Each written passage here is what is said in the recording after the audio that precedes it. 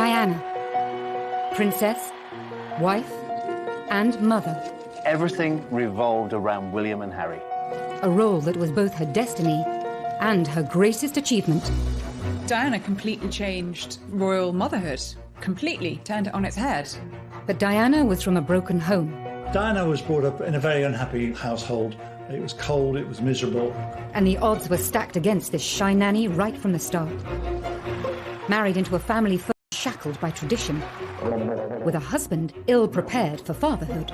Charles was basically brought up by nannies. A princess who was never afraid to break royal protocol. She was setting the standards for her children.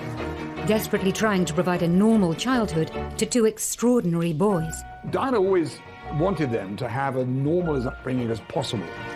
As her marriage unraveled on the world stage, she fought to protect her children from the press. I hope you can find it in your hearts to understand and to give me the time and space that has been lacking in recent years. How did Diana create a revolution in royal motherhood?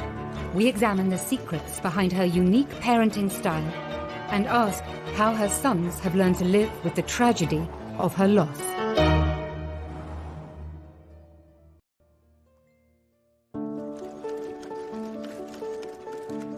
She adored her boys. She'd come in the door and she'd say, "Where are my boys? What are my boys doing?" Princes William and Harry were the centre of their mother's world. Her approach to motherhood was completely different to anything we'd ever seen before. She put motherhood first and foremost. Motherhood for Diana was her principal purpose on earth. I mean, she considered raising William and Harry as her number one task. Being the Princess of Wales was a secondary option. Today, her boys have followed in their mother's footsteps, becoming devoted, hands-on parents. Diana was an earth mother, really. And from the start, she was determined to keep them as close as she possibly could to her. And she wanted to show that they were loved. I mean, she said, "I'm going to shower them with love and cuddles and hugs," because I didn't get that when I was a child. But the devotion that Diana displayed to William and Harry was in stark contrast to her own childhood.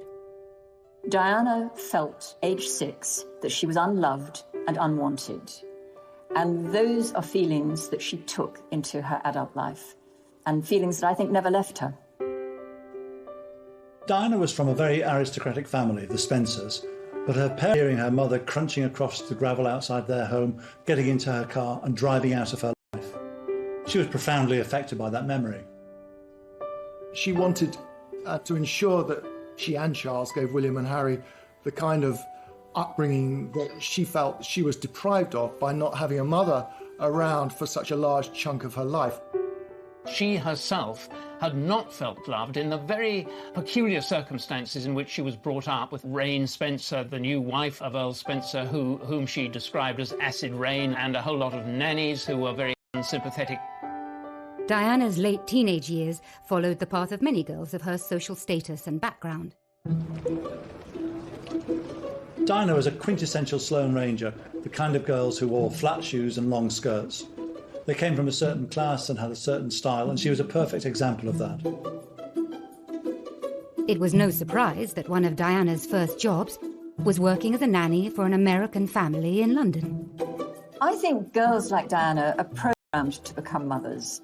She went to a boarding school that was not particularly academic. Girls were not expected to have great careers. I don't think she was at the forefront of the feminist movement. By 1980, she had her first full-time job as a nursery teacher's assistant in Pimlico.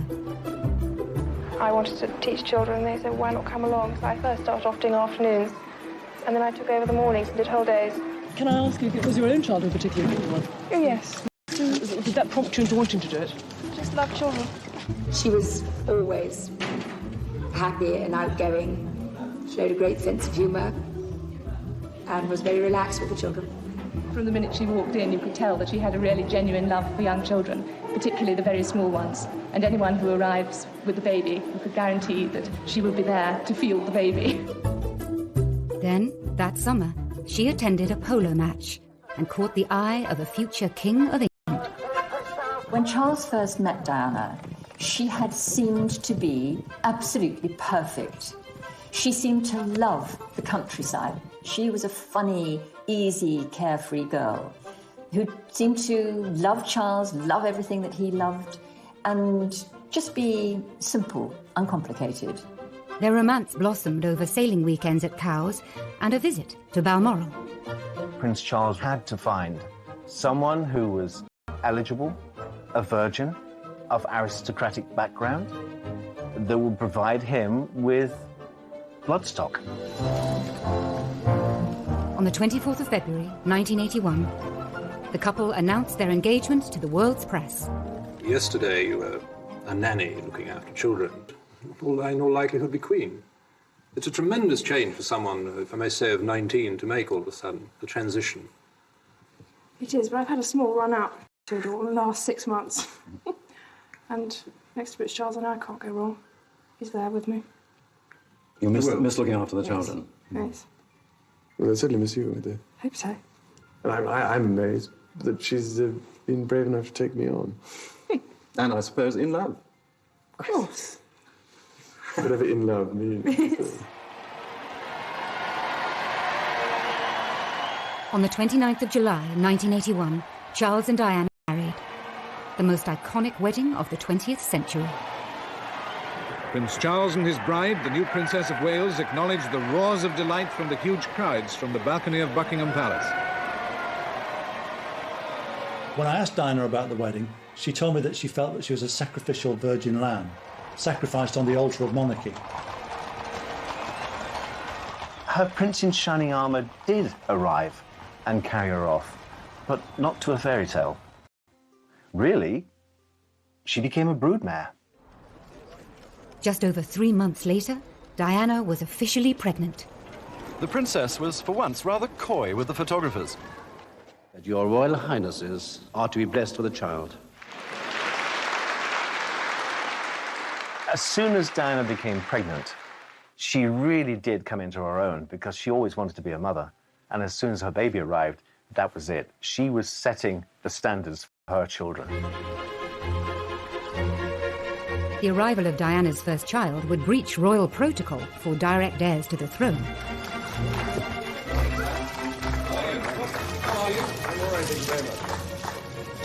Diana was the first to give birth in a hospital. I mean, that was unusual at the time. But this was the beginning of change within the royal family. I mean, Diana, from the start, was doing things in her own way, and that was a different way. The Queen. The moment the crowd were waiting for. He smiled and waved to them. They cheered back. The Queen had given birth at Buckingham Palace, and that was considered the norm in those days. This was a surprise for the royal family when the royal surgeon was told that he wasn't to deliver the baby, and someone else would. 1-0 to Diana. Diana had broken the rules and won. But she was soon to discover that being a royal mother would become a series of battles that would ultimately end in all-out war.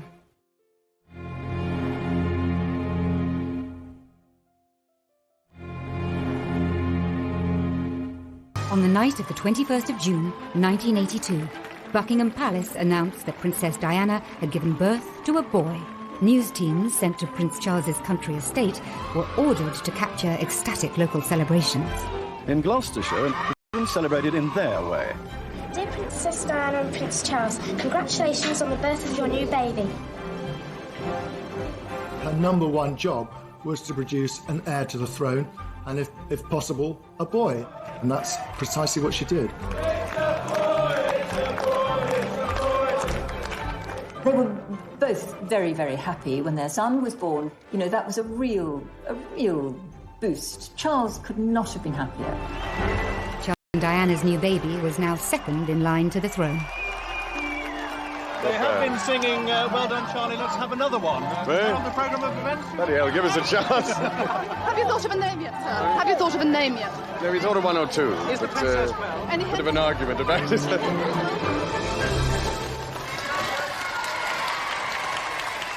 Charles's choice for names for William were Arthur or Albert or something quite old-fashioned. without Diana, I don't think we would have William. Diana may have won the battle to choose William's name, but 6 weeks later, at his christening, she was to feel powerless.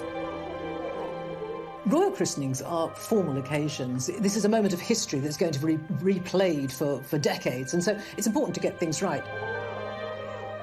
William was baptised in the music room at Buckingham Palace. But Diana wasn't consulted about what time would work best for her baby, and the morning didn't go well. It was feeding time for William, and it wasn't a great time for having their photographs taken, where she had to control a young baby who was getting restless. He was grisly, he was crying, and she was, I think, mortified by this. It was difficult for Diana. It looks excruciatingly embarrassing. She's really flushed.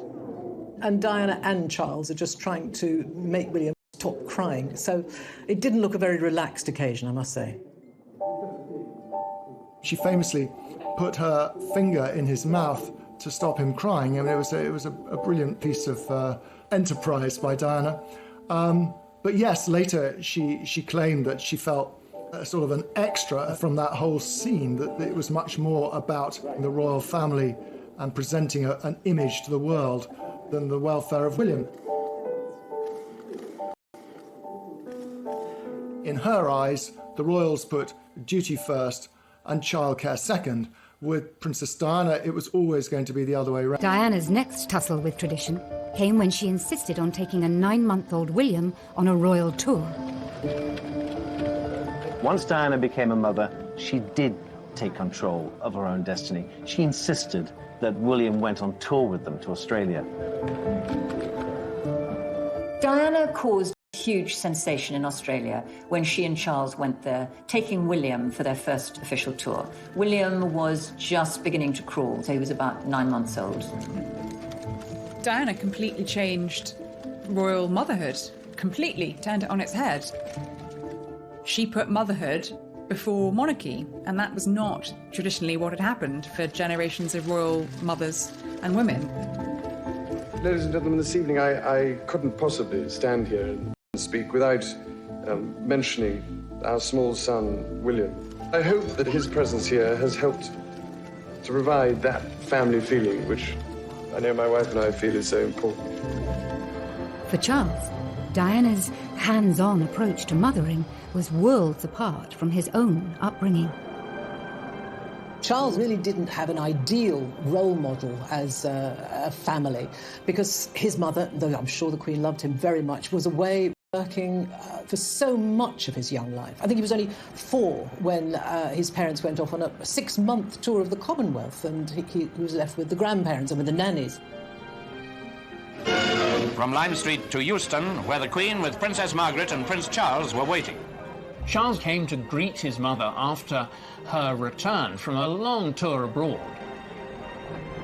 And it was as though he was part of a delegation meeting the Queen, instead of being her son, whom she hadn't seen for such a long time. So rather than kissing him and hugging him and showing human emotion, the Queen felt that she had to shake hands with him. And in a way, that's who the royal family are. They don't show their emotions in public. Both the Queen and the Queen Mother came from a very different world. In a world where children were pushed away into the royal nursery and brought up by someone else, and they were just brought out at certain times. Prince Charles and Princess Anne famously had a life up in the royal nursery, so very rarely did the Queen see them. They'd be brought down at tea time. A tartan rug will be spread on the floor with a few toys, and children are placed very nicely so that Granny can have 5 minutes with them. Diana broke the royal mould in the sense that she dispensed, to some extent, with the whole nanny state. She tucked them up. She was the very model of a modern mummy. Prince of Wales decided to provoke some action, first with a handkerchief and assorted noises.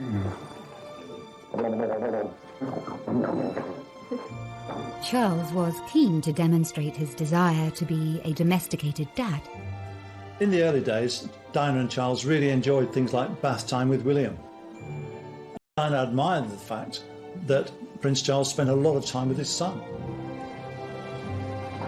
Charles understood the need to love. He did love. He understood the need to be secure. But again, I just don't think didn't have the role models. I think it was Charles especially saying he handled it well.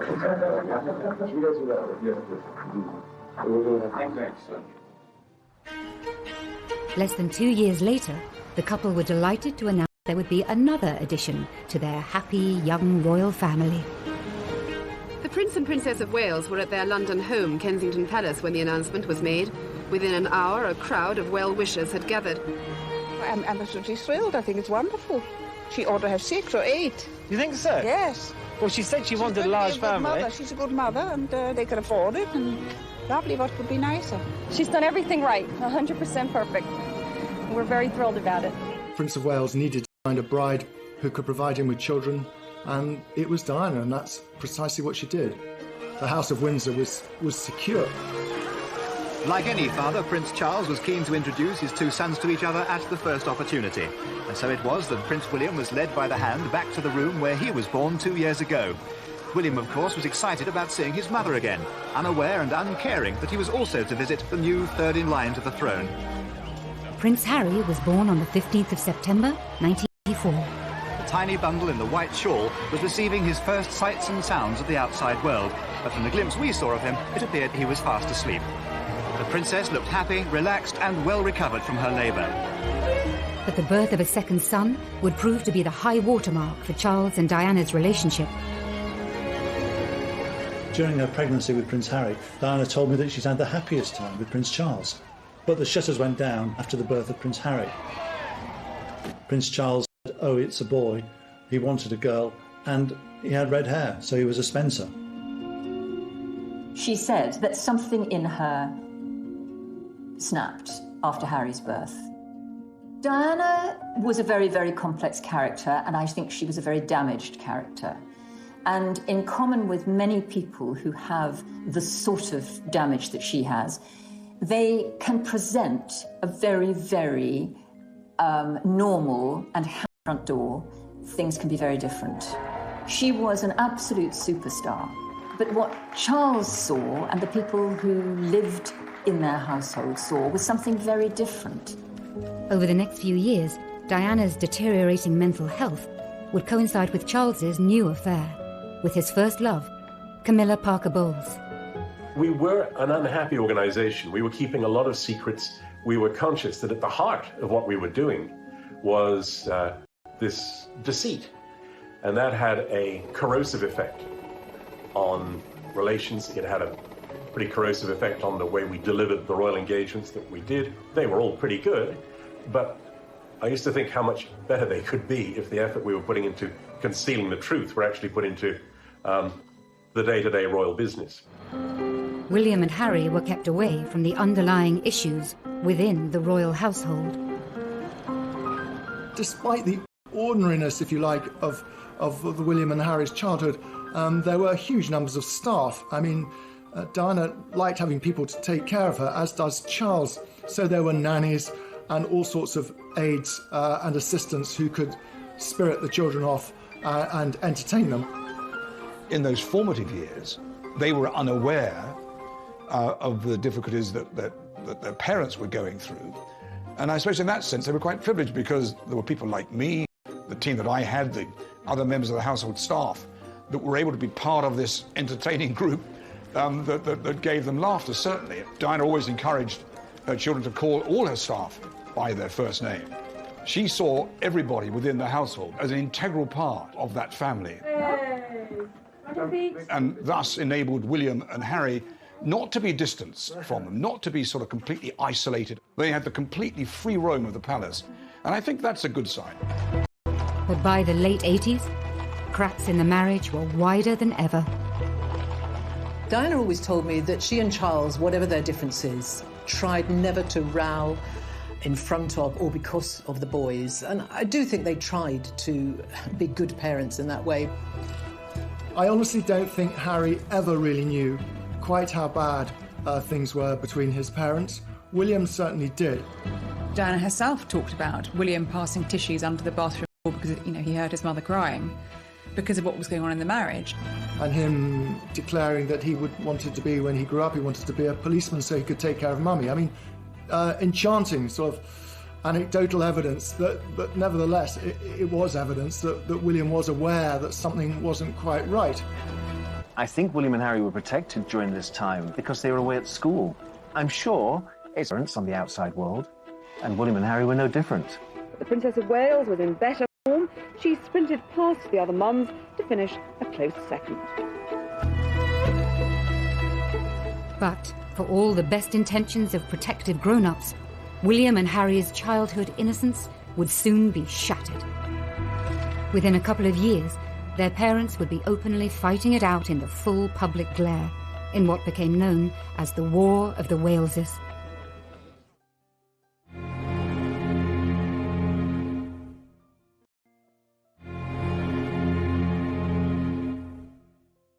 Ladies and gentlemen, His Excellency the President transferred the lady. In 1992, Charles and Diana toured India and Korea. It proved to be a PR disaster. Diana appeared to be reveling in revealing the cracks in her marriage, with missed kisses, isolated photo calls, and moments of misery. In the UK, a series of newspaper stories had created a tabloid feeding frenzy. The scene is now set for a major circulation war between the tabloid newspapers. At the very centre, once again, the private lives of the Prince and Princess of Wales. Now the boys were older, more aware. The breakdown of their parents' marriage could no longer be hidden from them. It was very difficult for William and Harry to have to listen to their parents' marriage disintegrating in public. It must have been a nightmare for them. The Queen was forced to step in, and by the end of the year, the boys' parents decided to formally split. The separation was announced by the then Prime Minister John Major. It was a very defining moment for the entire world to see. It is announced from Buckingham Palace that with regret, the Prince and Princess of Wales have decided to separate. Their Royal Highnesses have no plans to divorce, and their constitutional positions are unaffected. This decision has been reached amicably, and they will both continue to participate fully in the upbringing of their children. I think the boys were very unhappy and sad when they separated, but they knew it was coming. I mean, Diana told them, and Charles spoke to them too, about what was going to happen. So during the week, the boys would still be in their same bedrooms at Kensington Palace, and every weekend they would then go to Highgrove for the weekend anyway, and that sort of routine carried on. And at one stage, one of the boys said to Diana, actually they were now getting double everything because they got 2 holidays, 2 skiing holidays, 2 summer holidays. And of course they were sad, but William certainly realised that his parents just no longer could live under the same roof. I think Harry said he didn't see enough of either of his parents because they were constantly shuttling between the two, aren't exposed to. It definitely affected them very deeply. Aware of the public and private pain that her boys were exposed to, Diana then made a shock announcement, inspired in part by her desire to give more time to her children, away from the spotlight. When I started my public life 12 years ago, I understood the media might be interested in what I did. Clearly, Diana had snapped at that point, feeling that the media were intruding on her privacy, but more importantly, on the privacy of her children. But I was not aware of how overwhelming that attention would become, in a manner that's been hard to bear. She felt if she retired from public life, it would give her breathing space. Time to be with William and Harry, time to repair her relationship with them. I hope you can find it in your hearts to understand and to give me the time and space that has been lacking in recent years. Of course, her focus was going to be very much on the boys. I mean, I think she wanted to be around more to perhaps to talk to them, to help them if they wanted it, to discuss their lives. My first priority will continue to be our children, William and Harry, who deserve as much love and care and attention as I am able to give, as well as an appreciation of the tradition into which they were born. A month after her separation from their father, Diana treated William and Harry to a surprise holiday on a remote Caribbean island. We arrived on the island of Nevis, free of the press for 2 days. She was there with 2 friends of hers that had their children. She'd sort of, picked up 2 roaming children within the hotel and said, come and play with my sons. They were the same age group. She became the Pied Piper of Nevis for a while, just gathering in these people for this small plantation inn. I've always said that this holiday with Diana's friends was probably one of the best holidays that she'd actually had. This is a rare glimpse of the real Diana, seen here with 8-year-old Harry, now removed from the restraints of royal protocol and hidden from the gaze of the press. Diana is free to be the fun-loving, hands-on mum. This was a new chapter for Diana as a mother. She and Charles were now modern co-parents, sharing the duty of raising their sons. They got very used very quickly to devoted to their father as they were to their mother. I mean, Charles gave them wonderful holidays. They loved being with the rest of the royal family and doing all those things they did. Now that she was on her own, Diana sometimes treated William and Harry more like confidants than sons. She treated them as equals. And in many ways, they were adults before they should have been. Because of the trauma they've been through in their lifetime, they grew up very quickly. Diana was a very, very loving mother. There is no doubt about that. But I do think that she perhaps shared too much of her personal problems with them. They were children, and I think it's very difficult for a child to see a parent's raw emotions. William once very shrewdly observed about being with Diana that there's always a crisis with Mummy and things are much calmer with Papa. Yet there was one area of her life that Diana was determined to keep private from her sons. I think Diana would have trodden very carefully when she was introducing new men into the boys' lives. I think that was always uppermost in her mind. And I think many of her relationships were secret. She tended to conduct these relationships when the boys were away at school. She was very conscious that it would be difficult for William and Harry if there was a strange man around the house. And that actually didn't happen very often. 1 or 2 called in when the boys were there, but she treated it in a fairly light-hearted way, and the children didn't get confused by it. But when a new woman came into her sons' lives, Diana was anything but light-hearted. In 1993, Charles hired Tiggy Legg Burke as a nanny to the boys. The relationship between former royal nanny Alexandra Legg Burke, or Tiggy as she's better known, and the Princess of Wales has been the source of much speculation ever since she first appeared in royal circles. Diana was said to have resented her high-profile role as Girl Friday mother figure to Princes William and Harry. Diana accused Legg Burke of falling pregnant with Charles's child and was furious with the nanny for allegedly smoking constantly in front of the boys. Diana let it be known in no uncertain terms that she was extremely jealous, and she became vindictive about Tiggy Legg Burke, who became a central figure in the boys' lives after the separation. They really got on so well with Tiggy, but for Diana, it must have been hard. She knew that they were out and about enjoying themselves, hugging, sharing with another woman.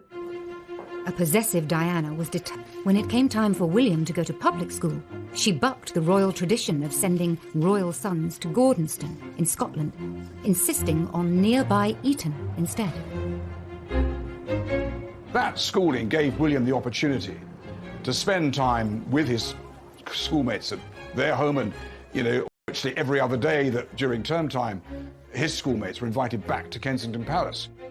Eton is the perfect choice of school for a royal child, really, because the Queen at Windsor Castle is just across the river, and William and Harry did both go and visit the Queen and their grandfather and have tea with them, or they knew people. They were comfortable there.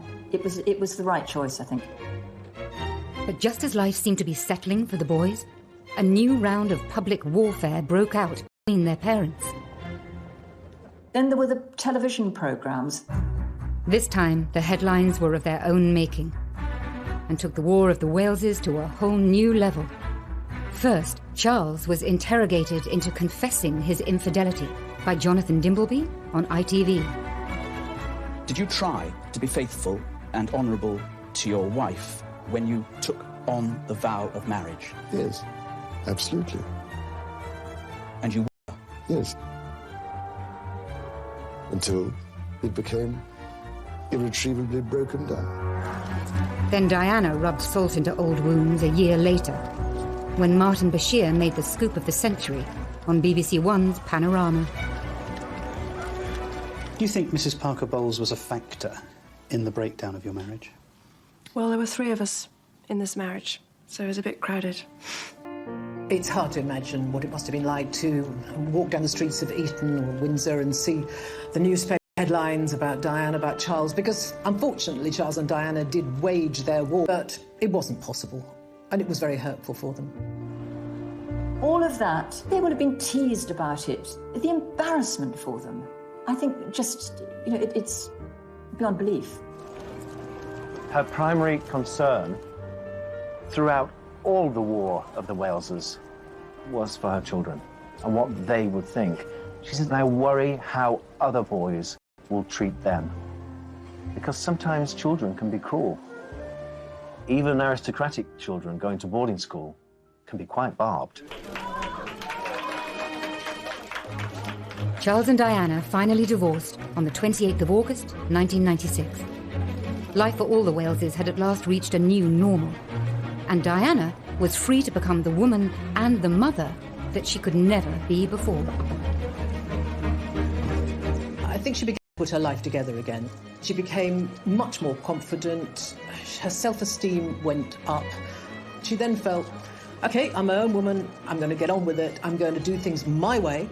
And if I'm not representing the royal family, I'm going to represent the very best of me. And I know what I'm good at. I'm good at giving tender, loving care. But just 1 year later, almost to the day of the divorce papers coming through, William and Harry's lives would once more be thrown into turmoil and total tragedy.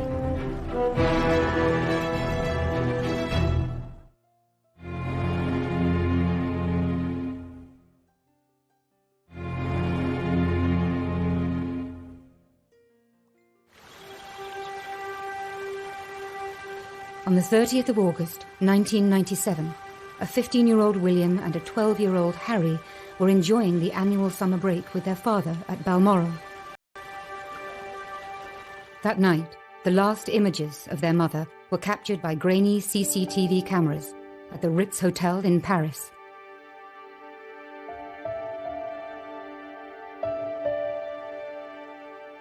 Imagine what it's like being a fairly young boy and your mother dies very, very suddenly, very, very dramatically. You are in one part of the world, up in Scotland. I think both of them felt it was really strange that literally millions and millions and millions of people around the world were commentating and expressing their view on what they should be feeling and how they should be reacting to that.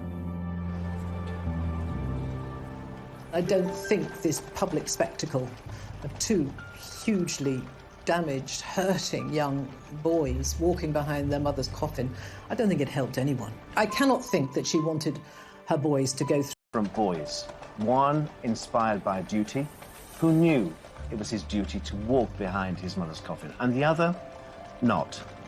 Harry never wanted to walk behind his mother's coffin. Not until the very last minute did he feel that pang of guilt that he should, and support his brother.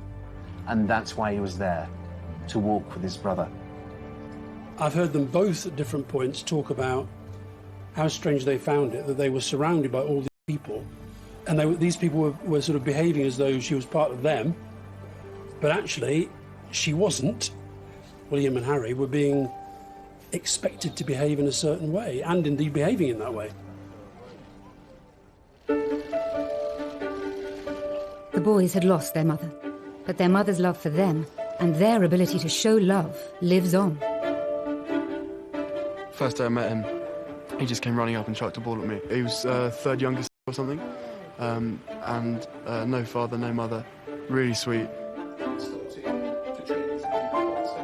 Diana's legacy is in every single bit of everything that William and Harry do. I don't think you can underestimate that. Every time I've spoken to Harry, he thinks about what his mother would have thought of what he was doing. And he's spoken about wanting to, make her proud and hoping that she would feel proud with a lot of the work he's done. I think it's fairly obvious to everybody across the world the key issues are. They're certainly not political issues, they're humanitarian issues, and they're ones that need to be talked about, because if we talk about it, then we'll hopefully be able to fix it before it becomes a complete disaster. And the same with William. I think people talk about, gosh, aren't they just their mother's boys? But they are, consciously. The more we talk about mental health, the more normal the topic becomes, and the more we feel able to open up and seek support.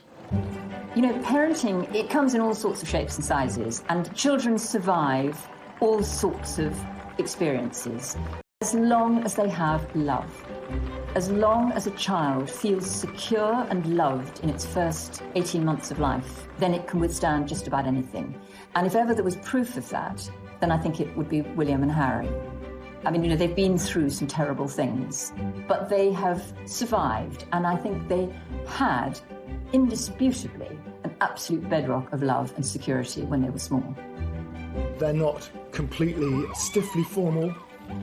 They're sort of natural and easy. Diana opened their minds and their eyes in so many ways.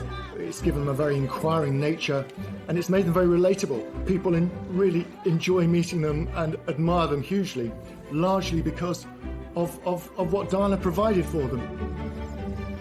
And when he walked through the minefields, I was so proud of him.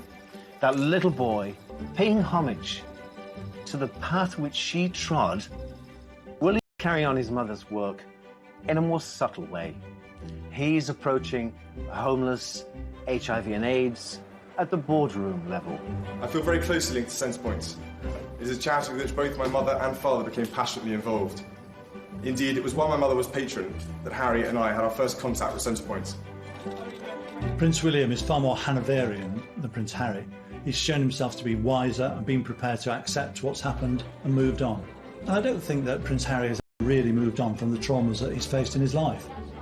You see in William, sometimes the way he will sit and listen to people in a meeting or a conversation or an event.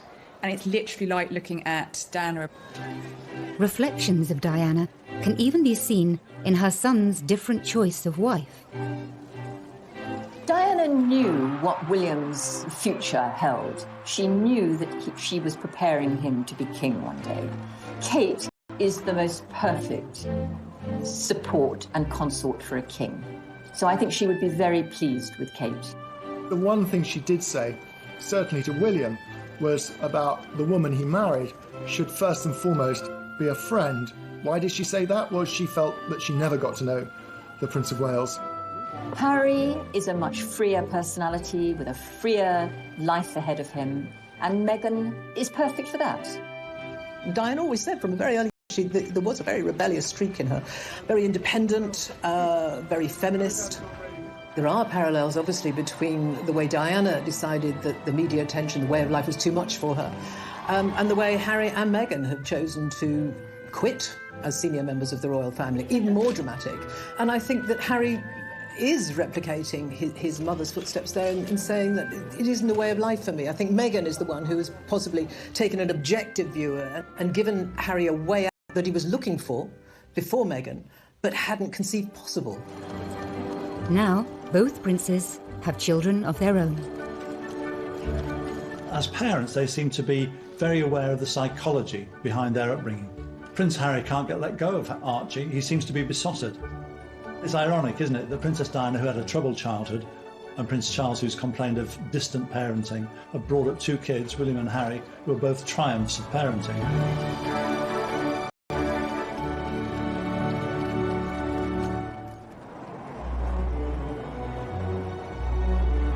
As a mother, Diana was loving, fun, and completely devoted, changing the royal family in ways that we are only now beginning to understand. Royal motherhood. She put motherhood before monarchy. all future royal mothers have Diana to thank for that.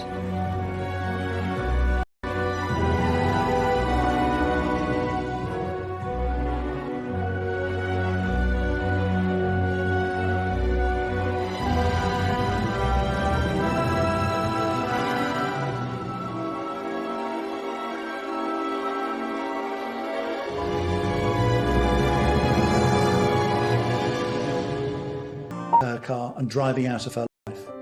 She was profoundly affected by that memory. She wanted to ensure that she and Charles gave William and Harry the kind of upbringing that she felt she was deprived of by not having a mother around for such a large chunk of her life. She herself had not felt loved in the very peculiar circumstances in which she was brought up, with Rain Spencer, the new wife of Earl Spencer, whom she described as acid rain, and a whole lot of nannies who were very unsympathetic.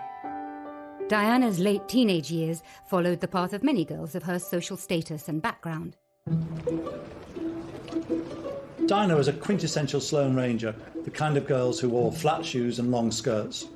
They came from a certain class and had a certain style, and she was a perfect example of that.